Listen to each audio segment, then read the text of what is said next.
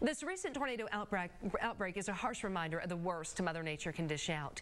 If you've lived in other parts of the state, you've probably heard tornado sirens from time to time, but it's something you will not hear in Bryan College Station. News 3's Clay Falls tells us why. Meredith, they can give you advanced warning around the clock that a tornado is coming, but having tornado sirens across the Brazos Valley historically hasn't seemed needed, and that doesn't appear to change. Tornadoes have hit in town only a handful of times, and sirens can cost 6 figures a year to operate. It's a sound that means danger may be near, and if you're near enough to hear it, can mean the difference between life and death in a Texas tornado. Right between there, we can see something going on. Then we went inside. Coleman Watson lived through a tornado that came knocking at his used furniture store on New Year's Eve, 2006. If you've never been in a tornado, it's something that's scary when you're in the middle of one. That storm caused minor damage to his business, wrecked the Duchenne apartments next door, and even knocked down the steeple at the Friends Congregational Church just across the street.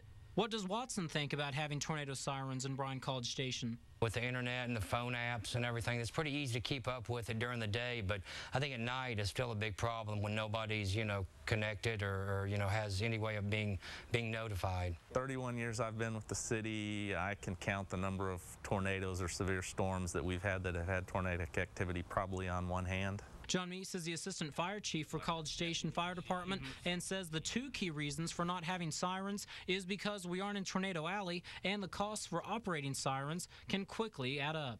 We're told if College Station alone wanted them, they would likely need at least 15 to 20 to cover the city. Sirens can cost around $20,000 each to install, and that's not including yearly maintenance that can run another $100,000. A lot of people, they want the sirens, but not in my backyard type of attitude, so it's a tough road to go up. For Coleman Watson, it's an idea he still thinks is worth discussion. Just would depend on the cost and whether it's really people feel like it's worth it. And with the ongoing economic recovery and cities looking at ways to spend less, the idea of installing sirens now appears to be an even taller order than it might have been in the past. Meredith? Thanks, Clay. And just this past Wednesday marked the anniversary of a pretty powerful tornado that touched down locally. Now, this twister touched down east of Easterwood Airport in April 1990. The storm hit right before a baseball game at Olson and damaged area farmland. The twister touched down again near Navasota at Camp Allen and left a few people injured.